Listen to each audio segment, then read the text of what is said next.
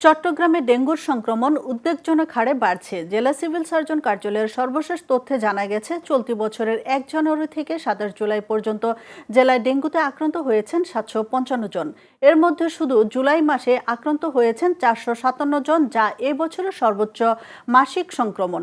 সর্বশেষ গত ২৪ ঘন্টায় নতুন করে ২৭ জন ডেঙ্গু রোগী শনাক্ত হয়েছেন এবং বর্তমানে জেলায় বিভিন্ন সরকারি ও বেসরকারি হাসপাতালে চিকিৎসাধীন রয়েছেন ৯৯ জন। এদিকে নগরীর পাঁচলাইশ এলাকার বাসিন্দা ৬০ বছর বয়সী নূরজাহান বেগম ডেঙ্গুজনিত জটিলতায় মারা যাওয়ায় চলতি বছরের জেলায় ডেঙ্গুতে মৃতের সংখ্যা বেড়ে দাঁড়িয়েছে ৩ জন। একই সময় হামের প্রকোপও বেড়েছে।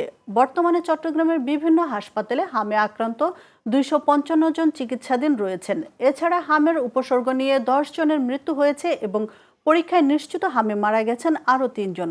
পরিস্থিতি বিবেচনায় জেলা civil surgeon doctor Jahangir Alam সবাইকে মশার প্রজনন স্থল ধ্বংস, বাসাবাড়ি ও আশপাশ পরিষ্কার পরিচ্ছন্ন রাখা এবং জ্বর দেখা দিলে দ্রুত চিকিৎসকের পরামর্শ নেওয়ার আহ্বান জানিয়েছেন।